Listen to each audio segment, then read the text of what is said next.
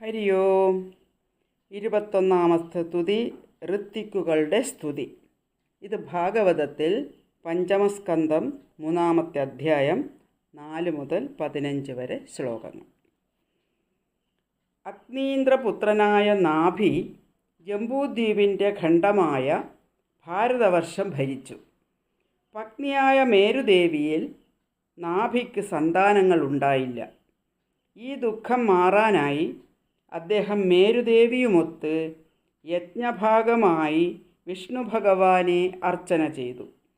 യജ്ഞങ്ങൾ കൊണ്ടൊന്നും പ്രാപ്യനല്ലാത്ത ആ ദേവൻ അവരിൽ പ്രസന്നനായി മുത്തുമാല, വനമാല, കൗസ്തുഭം, മഞ്ഞപ്പട്ട്, പൊൻകിരീടം ഇവയോടെ അവർക്ക് പ്രത്യക്ഷമായി.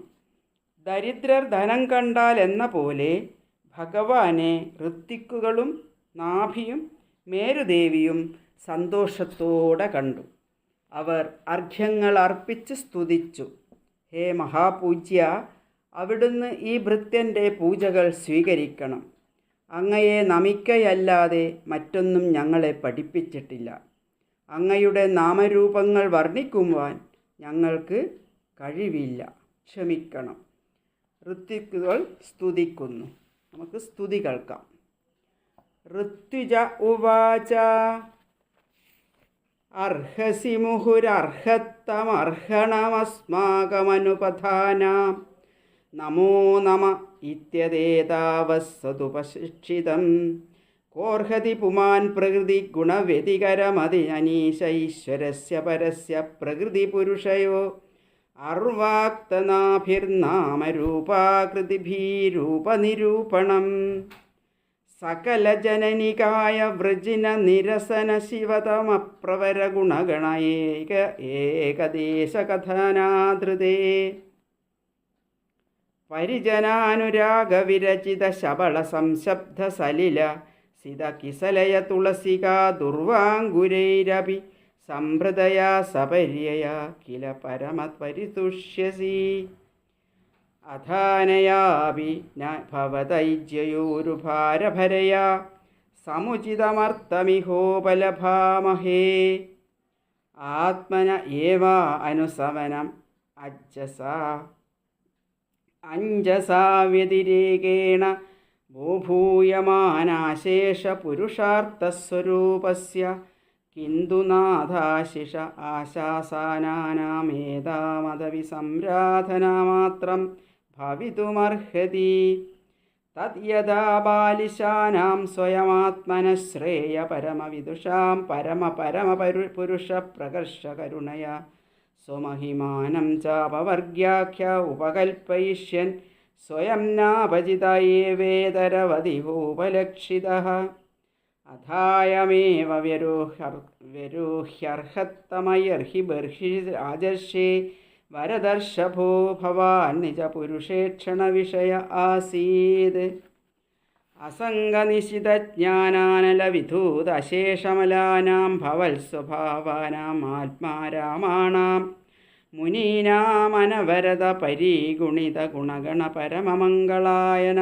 ഗുണഗണകഥനോസി അധ കഥഞ്ചിസ്ഖലനക്ഷുത്പതനജൃംഭണദുരവസ്ഥാനാദിഷു വിവശാനാം ന സ്മരണായ ജ്വരമരണദശായാമപി സകലകശ്മലനിരസനാനി തവ ഗുണകൃതനാമധേയാനി വചനഗോചരാണി ഭവന്തു കിഞ്ചായം രാജർഷിരപത്യകാമപ്രജാം ഭവാദൃശിയാശാസാന ഈശ്വരമാശിഷാം സ്വർഗാപവർഗയോരപി ഭവന്തുമുപധാവതി പ്രജായാമർത്ഥപ്രത്യയോ ധനതമിവ ധനഫലീകരണം കോ വായിഹതേ പരാജിതോ പരാജിതയാ മായയാ അനവസിത പദവ്യനാവൃതമതി വിഷരയാനാവൃതപ്രകൃതി അനുപാസിതമഹച്ചരണഃ യദുഹവാവതവ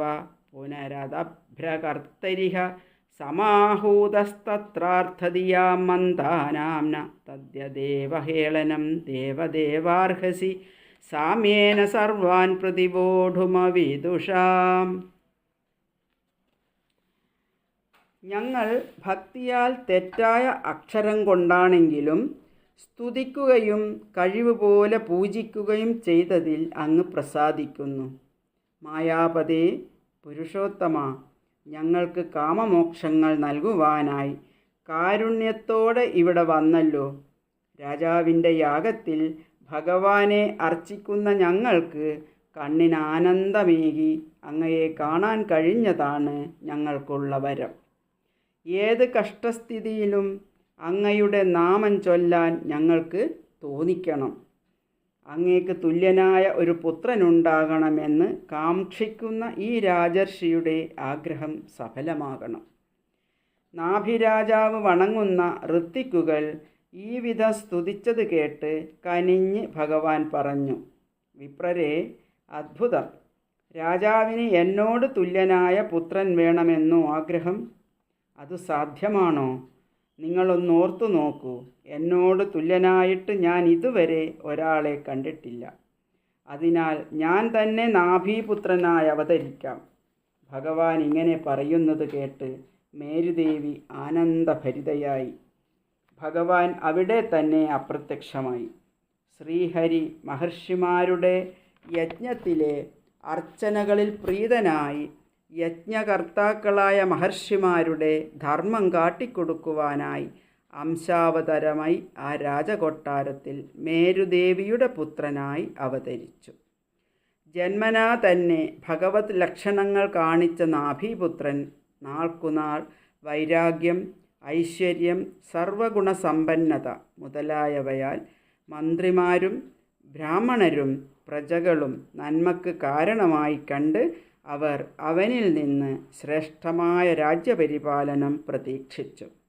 രാജാവ് അവന് ഋഷഭൻ എന്ന പേരിട്ടു. ഓം നമോ ഭഗവതേ വാസുദേവായ.